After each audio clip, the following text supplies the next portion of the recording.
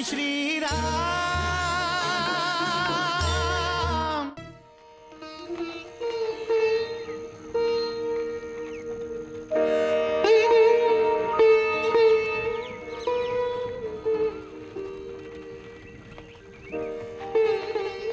आर्य सुमन, यहीं रुक जाइए।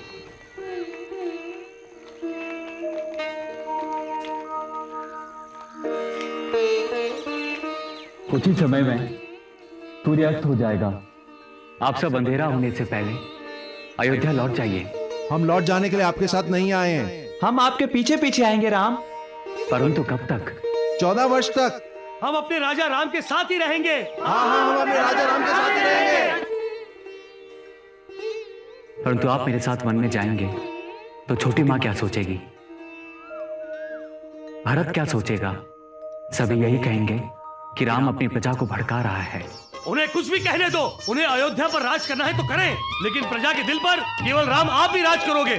सूर्य छुपा है, तमसा घिरा है, तमसा नदी तक आते आते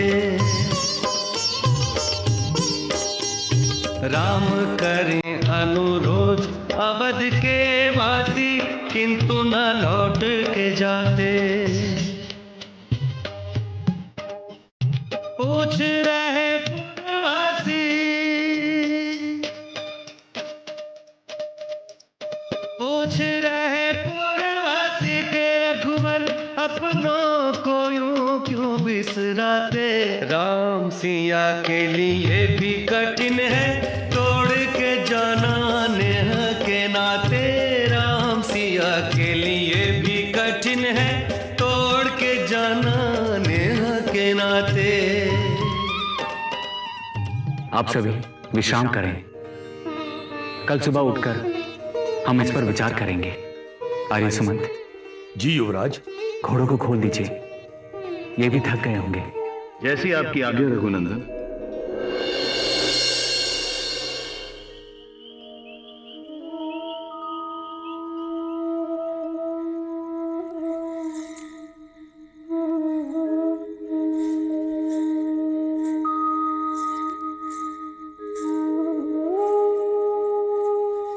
उर्मिला, तुम सोई नहीं अब तक? नींद बड़ी भाग्यशाली है माँ, जो सौमित्र के साथ ही चली गई है। उनके बिना एक रात नहीं कट रही। 14 साल कैसे कटेंगे माँ? तुम ये क्यों सोचती हो पुत्री? ये सोचो कि 14 साल में रोज एक रात भी तो कम होती जाएगी। अब यही रह गया है भाग्य में, अपने मन को झूठी तसल्लियां देना और दिन रात उनकी प्रतीक्षा करना। ये प्रतीक्षा कब खत्म होगी माँ?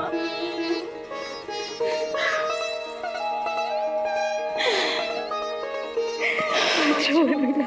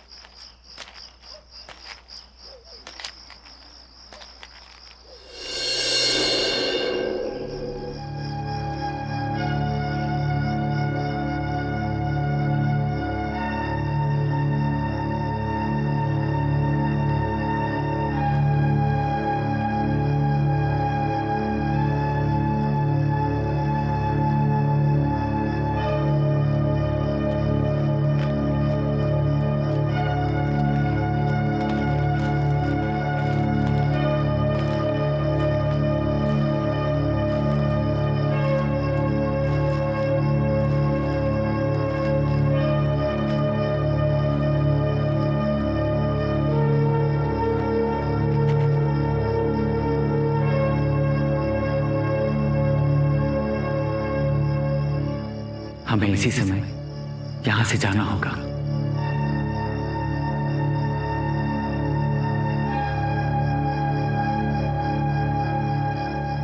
हम इन्हें अपने साथ नहीं ले जा सकते। इन्हें वन के दुखों से दुखी करना उचित नहीं होगा। कल सुबह उठेंगे, हमें नहीं पाएंगे, थोड़ा दुखी होंगे, परंतु अयोध्या लौट जाएंगे।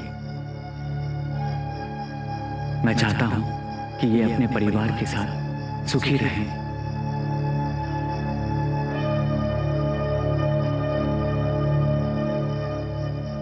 मित्रों, आपने जो मुझे प्यार दिया है, ममता दी है, इससे मैं आपका अनुग्रहित हुआ हूं। आपको बिन बताए जाने के लिए मुझे क्षमा कीजिए। लेकिन भैया, घोड़ों के टापों की आवाज से जाग गए तो? आर्य सुमंत, घोड़ों को संभालकर बिना आवाज किए आप थोड़ी दूर जाइए। हम दोनों रथ को खींचकर आपके पास आते हैं। जो आगे रघुनंदन। अवध निवासी सो गए, कल से आशा जोड़, राम लखन सिया चल दिए, सबको सोता छोड़, सजल नयन मुख मोड़।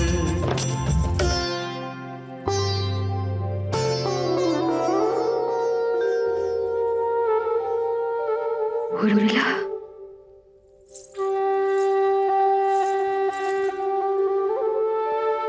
ये क्या? तुम दर्द के शैया पर सोगी?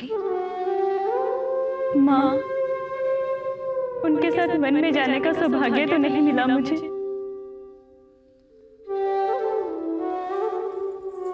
14 बरस वो मुझसे दूर रहकर कंदमूल फल खाएंगे और दर्द की सैया पर सोएंगे, तो मैं कैसे मखमल के बिस्तर में सो सकती हूँ माँ?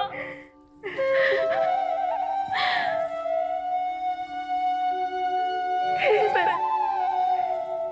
लेटने से इतनी सांत्वना तो जरूर होगी माँ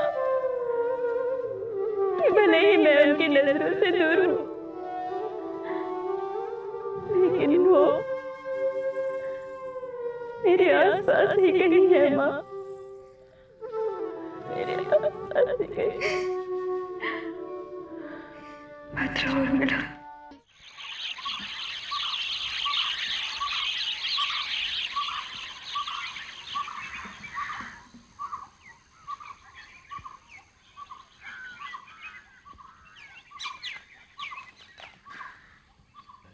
अरे उठो उठो, जागो, सवेरा हो गया है। अरे राम जी कहाँ हैं? अरे लक्ष्मण जी भी कहीं नहीं है। और सीता मैया? अरे रथ भी नहीं है भैया। लगता है कि वो हमें छोड़कर चले गए। राम जी हमें छोड़कर चले गए। आर्य सुमंत, जी युवराज। यहीं रुक जाते हैं, थोड़ी देर विश्राम कर लेते हैं। जो आगे रघुनंदन।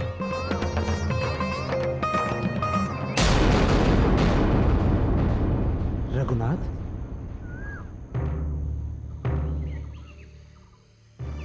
रथ में सूर्य पताका है और साथ में सेना नहीं। नहीं है राजन, और वो गंगा किनारे रुके हैं। दो धनुर्धारी सुंदर जवान। सारथी ने उन्हें रघुनंदन कह के पुकारा था सरकार। अरे तब तो अवश्य श्री राम होंगे, मेरे मित्र, अयोध्या के युवराज, सूर्यवंशी श्री राम। हे राम। रघुनाथ, इस स्थान का नाम श्रृंगवेरपुर है। आर्य सुमंत, श्रृंगवेरपुर तो हमारे गुरु बंधु निषाद राजगुरु के राज्य में है ना? जी हाँ रघुनाथ, यदि आप आज्ञा दें तो आपके मित्र निषाद राज को आपके आने की सूचना कर। नहीं, उन्हें कष्ट देने की कोई आवश्यकता नहीं है। कुछ देर आराम करके हम लोग यहाँ से चले जाएंगे। राजा राम की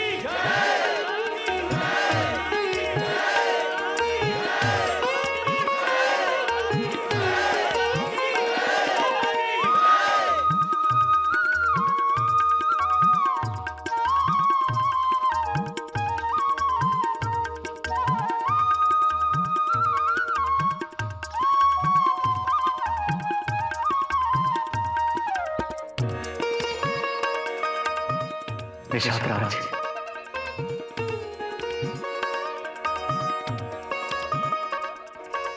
भाग्यवान प्रभु के चरण छुओ। नहीं बाबूजी, निषाद राज मुझे बहुत प्यार करते हैं। हर भक्त अपने प्रभु को प्यार करता है रघुनंदन। सीधे ये मेरे प्रिय मित्र है, मेरे सखा है, मेरे हितैषी है। बस बस, मेरे लिए इतना ही बहुत है कि मैं आपका परम भक्त हूं और सीता मैया आपका मैं पुत्र हूं।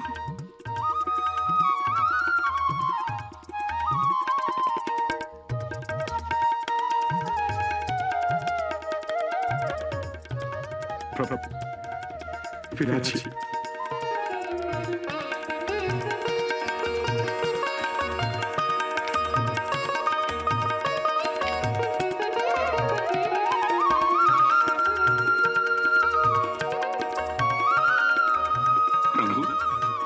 मैं आपके लिए कुछ कंदमूल और फल लाया हूं, कृपया स्वीकार कीजिए।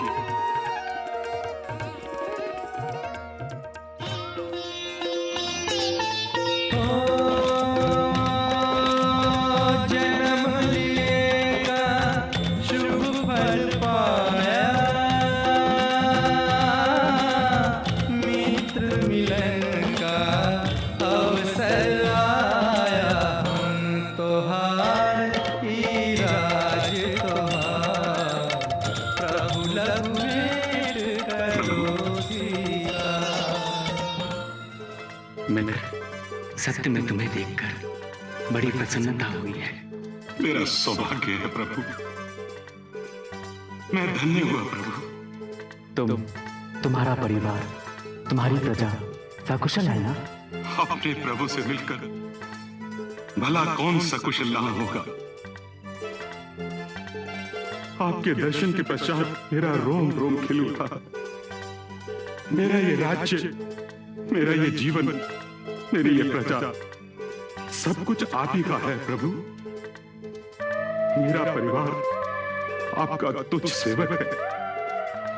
अब कृपया आप, मैया और भैया लक्ष्मण मेरी इस नगरी में पधारिए और मेरी प्रतिष्ठा बढ़ाइए, ताकि हर कोई मेरे भाग्य से ईर्ष्या करने लगे। मित्र, मैं वचनबद्ध हूं। वचन का पालन करने के लिए मुझे वन में वास करना होगा। वनवास?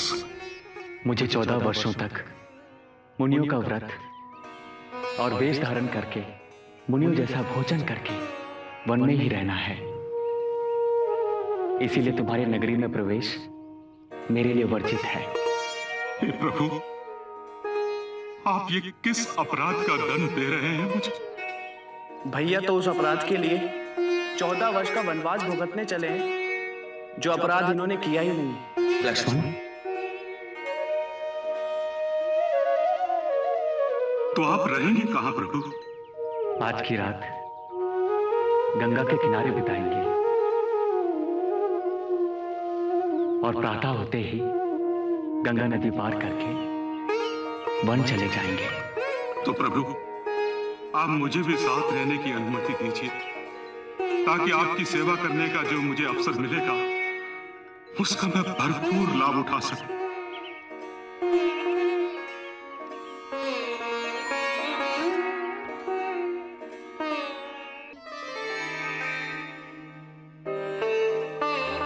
राम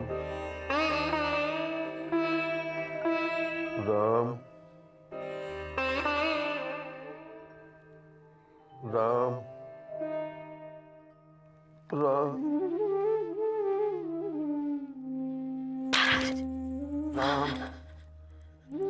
कौशल्या, राज्याभिषेक की सब तैयारियां हो गई? राज्याभिषेक? मेरे राम का राज्याभिषेक है, कैसे भूल गई तुम?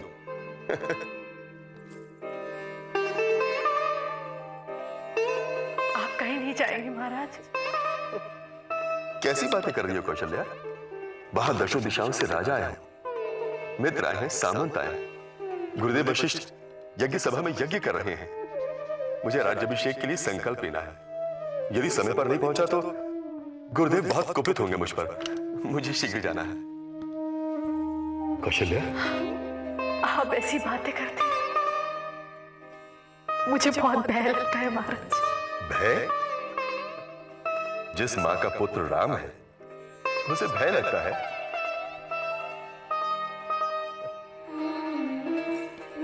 होश में आइए महाराज, होश में आइए। अब राम का नहीं, भारत का राज्याभिषेक होगा, भारत का।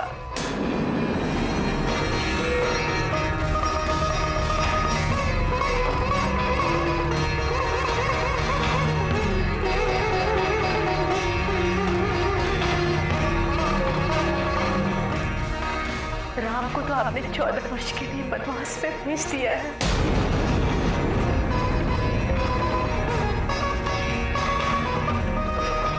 यही 2 वर दिए हैं ना आपने कैकेयी को।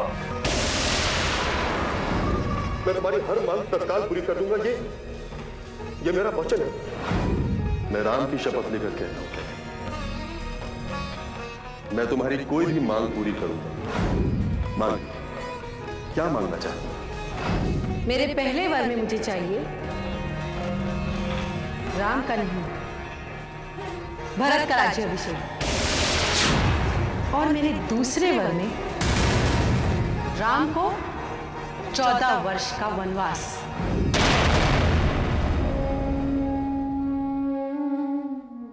राम, अपने इस अभागे पिता को क्षमा कर दो ना पुत्र। अपने इस पिता पर दया करो राम, मुझे क्षमा कर दो राम, क्षमा कर दो। लौट आओ ना राम, लौट।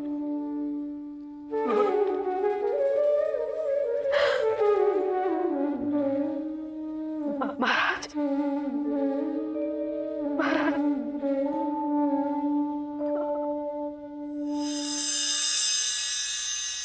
ये कैसी विडंबना है सुमित्र, जो राम जी और माता सीता दूध के फन के समान कोमल और निर्मल तकिए पर सोया करते थे, आज घास फूस की शैया पर सो रहे हैं।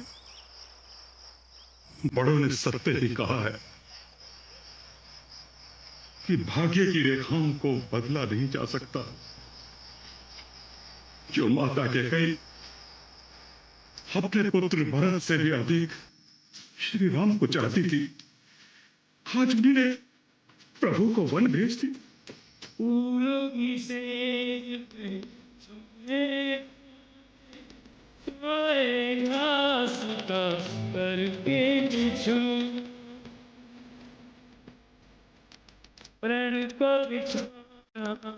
वचन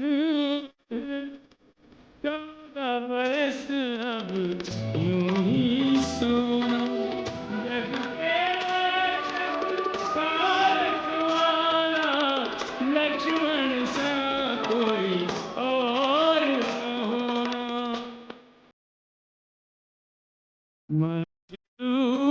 मेरा भी तेरा लिखा है।